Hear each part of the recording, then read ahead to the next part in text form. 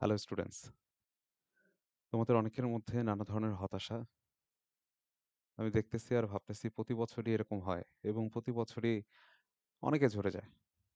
অনেক অনেক ভালো স্টুডেন্ট যারা শেষ অবধি লড়াইটা করতে পারে না।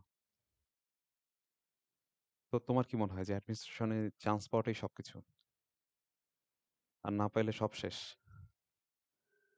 বিষয়টা আসলে আমরা এভাবে নিজেদের মতো তৈরি করে নিছি।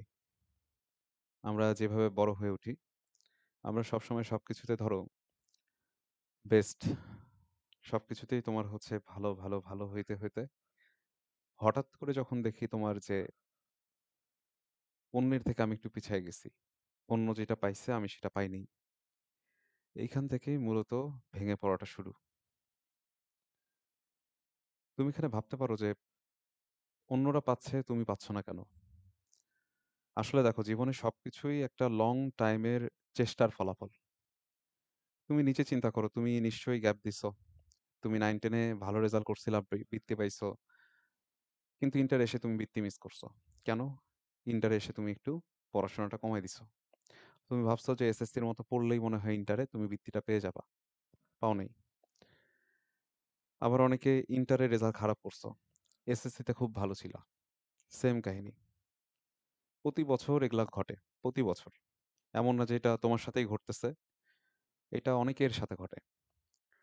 এই অনেকের মধ্যে আবার আছে যারা তোমার এটাকে তাদের মনে চেপে বসতে দেয় না।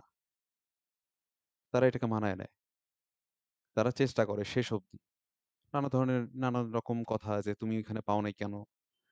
বা দুর্ভাগ্যের ব্যাপার। এরকম নানা কথা। এগুলো শুনলে খারাপ লাগে।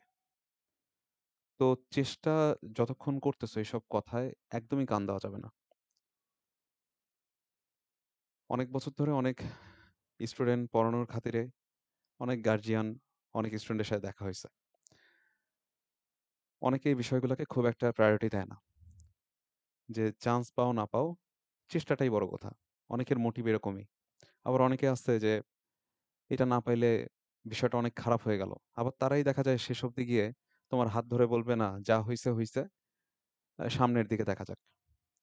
তো এটা আসলে তোমার ভালোর জন্য ভেবে তোমাকে বলে, কিন্তু তোমরা ধরে নাও এটা একটা চাপ, এটা একটা প্রেশার, এটা একটা কষ্ট। বিষয়টা এরকম না। বিষয়টা হচ্ছে তোমাকে বলে এতটুকুই বোঝানোর চেষ্টা করে যে তুমি যেন এইবার অন্তত হাল ধরো।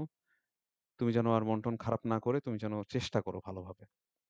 কিন্তু আমরা এখানে ধরে নিই যে তারা আমাদের দ্বারা কষ্ট পাইছে, সো নিজেদের মধ্যে একটা লো ফিল তৈরি হয়ে যায়। তো এই লো ফিল ১ম এক্সাম থেকেই শুরু হয়। তো ১ম এক্সাম থেকেই ধরো একটা, একটা করে তুমি হতাশ হও। আর হতাশা চক্র বাড়তে থাকে। এই যে হতাশা চক্র, এটার ফাঁদে মোটামুটি অসংখ্য স্টুডেন্ট পড়ে। তো ১ম এ একটা জায়গায় হইল না, তুমি হতাশ।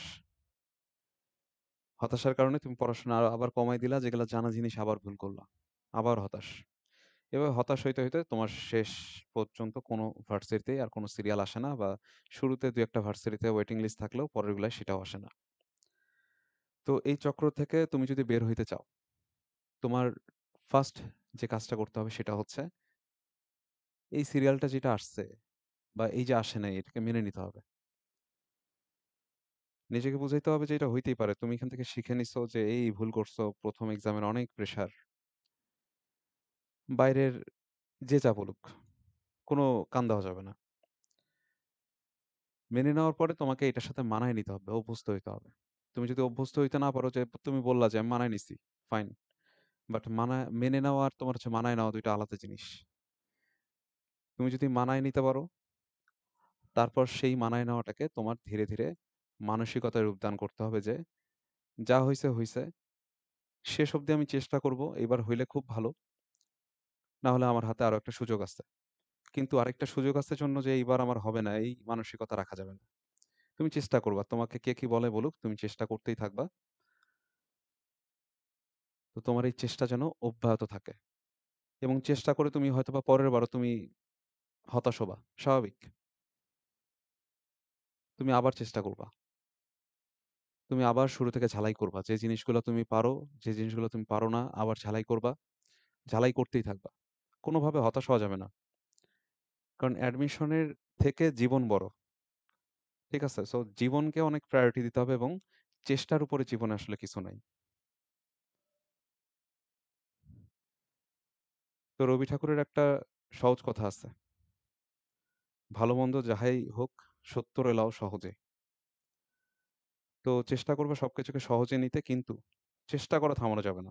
মন খারাপ করে যদি ১ বিন্দু সময় নষ্ট করো সেটা আবার মন খারাপের কারণ হবে।